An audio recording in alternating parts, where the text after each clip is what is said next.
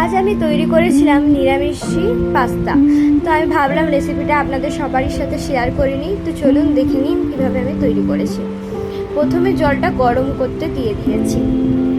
তো জলটা গরম করতে দিয়ে দেওয়ার পর তাতে একটু সামান্য পরিমাণে নুন, মানে যতটা আন্দাজ মতো দিচ্ছেন পাস্তা তার পরিমাণ মতো নুন দিন। আমি আস্তে আস্তে একটু একটু করে দিয়েছি, কারণ হচ্ছে অনেকটা বেশি হয়ে যেতে পারে সেই জন্য। তারপর আমি ওই জল আর নুনের মধ্যে ঢেলে দিচ্ছি সামান্য পরিমাণ তেল। আমি যেহেতু বেশি পরিমাণ পাস্তা দেবো একটু বেশি তেল দিয়েছি, আপনারা আপনাদের পাস্তার পরিমাণ মতো তেল দেবেন। এটা তেলটা এই জন্যই দেওয়া যাতে পাস্তাগুলো একে অপরের সাথে মানে চিটে না যায়, মানে নরম হয়ে গেলে সিদ্ধ হয়ে গেলে বেশি, ওই জন্য তেলটা দেওয়া। এরপর ওইটাতে আমি দিয়ে দিচ্ছি পাস্তা। এটা ক্রপের পাস্তা, আপনারা যে কোনো শেপের নিতে পারেন, পাস্তা অনেক রকম শেপ আসতে পারে। এবার এটাকে দিয়ে দিচ্ছি কড়াইয়ের মধ্যে। কড়াই দিয়ে দেওয়ার পর একটু ঘেটে নিচ্ছি নুনের সাথে, দিয়ে ওটাকে কিছুক্ষণ সিদ্ধ করতে দিয়ে দেবো। আস্তে আস্তে দেখুন ওটা সিদ্ধ হয়ে যাবে আপনারা মাঝে মাঝে একটু দেখবেন যে সিদ্ধ বেশি হচ্ছে নাকি। সিদ্ধ বেশি হয়ে গেলে প্রবলেম হবে, পাস্তাগুলো একদম নরম হয়ে যাবে। তো আপনারা দেখে নেবেন একটু খুন্তিতে করে যে পাস্তাগুলো ঠিক কী পরিমাণ সিদ্ধ হয়েছে। যখন দেখবেন যে পাস্তাগুলো অনেকটা পরিমাণে মানে সিদ্ধ হয়ে গেছে, তারপর তো পাস্তাটা ভাজা হবে। তো সেই পরিমাণ মতো এই দেখুন ফেনা দিয়ে দিয়েছে, মানে বুঝতে হবে যে পাস্তাটা অনেকটাই সিদ্ধ হয়ে গেছে। তারপর আমি পাস্তাটাকে আলাদাভাবে ছেঁকে নিচ্ছি। দেখতে পাচ্ছেন খুব সুন্দরভাবে সিদ্ধ হয়ে গেছে। আর আমি এখানে কেটে রেখেছি লঙ্কা, কাঁচা লঙ্কা, টমেটো, আর এটা বিনস পাইনি আমি ওই জন্য বরবটি দিয়েছি, গাজর আর ক্যাপসিকাম, আর ওটা আদাটা পুরো গোটা আছে, কারণ আদাটা আমি গ্রেট করে দেবো। তো ওই কড়াইটা গরম হয়ে গেছে, কড়াইটাতে এবার আমি তেল দিয়ে দিয়েছি। তেলটা এবার গরম হতে দিয়ে দিয়েছি।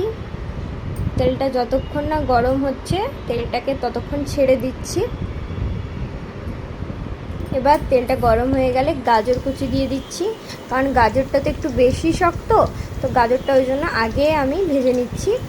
আর গাজরের সাথে সাথে একটু নুন দিয়ে দিচ্ছি, কারণ আমি প্রত্যেকটা ভেজিটেবল যখন ভাজছি তার সাথে একটু একটু পরিমাণ মতো লবণ দিচ্ছি, লাস্টে আবার লবণ দিতে হবে, তো সেই পরিমাণ হিসেবে আমি দিচ্ছি। তারপর আমি এখানে বিনস নেই, ওটা বললাম আমি বিনস দিলেই বেটার হয়। ওটা বরবটি, আমার হাজব্যান্ড বিনস পায়নি, বরবটি নিয়ে চলে এসেছিলো, তো আমি বরবটি আর ক্যাপসিকাম দিয়েই ওটা ভাজছি।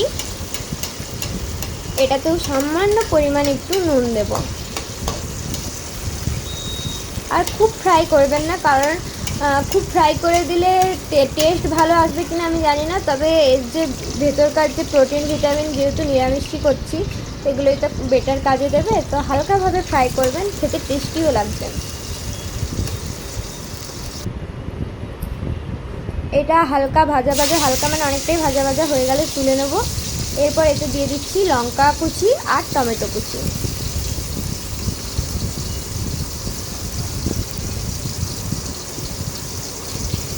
টমেটো লঙ্কা দিয়ে দেওয়ার পর এতে এবার আমি আসল মশলা, মানে একটু লঙ্কা, একটু হলুদ, এইসব মেশাবো। তারপর যেটা মেন পাস্তার ইনগ্রিডিয়েন্টস, সরি, আদাটা কুচিয়ে গ্রেট করে দিতে হবে। আদাটা যে রেখেছিলাম কেটে, সেই আদাটা গ্রেট করে আগে দিয়ে দিচ্ছি। এটার সাথেই ভেজে নিচ্ছি, কারণ আদার গন্ধটা থাকলে ভালো লাগবে না, ওই জন্য ওটার সাথে ভেজে নিচ্ছি। ভেজে যে বললাম নুন, লঙ্কা গুঁড়ি, পরিমাণ মতো হলুদ গুঁড়ি, আপনারা বেশিও দিতে পারেন। আমি খুবই অল্প পরিমাণ দিয়ে মশলা দিয়ে করছি, কারণ একদম রিচ ভাল লাগছিল না বলেই এটা তৈরি। দেখতে পাচ্ছেন একদম কম তেলে কম এতে সব কিছু দিয়েছি।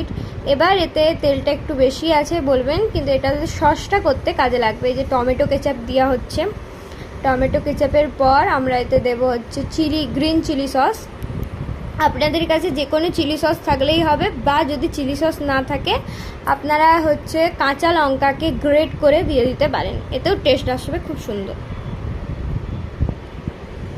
আমি যদি এমনিও কাঁচা লঙ্কা দিয়েছি, এটাকে ভালো করে মিশ্রণটাকে মানে কষিয়ে নেব খুব ভালোভাবে, এটাকে ভালোভাবে মিক্সড করে নেব। এরপর এতে দিয়ে দিচ্ছি সোয়া সস। আপনারা সোয়া সসটা বেশি পরিমাণেও দিতে পারেন, কম পরিমাণেও দিতে পারেন। আমি প্রত্যেকটা জিনিসই খুব অল্প দিয়ে করছি।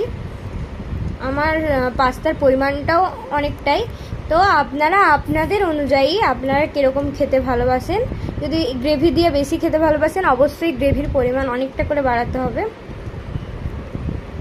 ভালোভাবে এটাকে মিক্সড করছি যতক্ষণ না এটা মানে ওই যে দেখতে পাচ্ছেন তেলটাই হচ্ছে, তখন এটাকে দিয়ে দিচ্ছি পাস্তাগুলো। এবার পাস্তাগুলোকে ওর সাথে ভেজে নিতে হবে যাতে সসটা মানে যেই মানে ইনগ্রিডিয়েন্টসটা তৈরি হয়েছে ওটা ওর সাথে ভালোভাবে মিশে যায়, কারণ ওটা যত ভালোভাবে মিশবে তত ভালো আসবে। এখানে আমি একটু সামান্য গোলমরিচ গুঁড়ো দিয়ে দিচ্ছি হালকা ঝাল ঝালের জন্য। তারপর ভেজে রাখা গাজর দিয়ে দিচ্ছি, ক্যাপসিকাম আর ওই বরবটি দিয়ে এই সব পরিমাণগুলোকে একসাথে ভালোভাবে মিক্সড করে ভাজা ভাজা করতে হবে। আপনারা আমি এখানে একটা জিনিস মানে অ্যাড করেছি লাস্টে, আপনারা এটা যখন কড়াতে করবেন তখনই অ্যাড করে দিতে পারেন, সেটা হচ্ছে অরিগেনো, যদি বাড়িতে থাকে একটু অরিগেনো আর চিলি ফ্লেক্স। খুব সুন্দর টেস্ট আসবে, এত সুন্দর টেস্ট আসবে মনেই হবে না যে এটা নিরামিষই। দেখুন আমার পাস্তা রেডি। আর রেসিপিটা যদি ভালো লেগে থাকে অবশ্যই লাইক করে দেবেন, চ্যানেলটা সাবস্ক্রাইব করে দেবেন।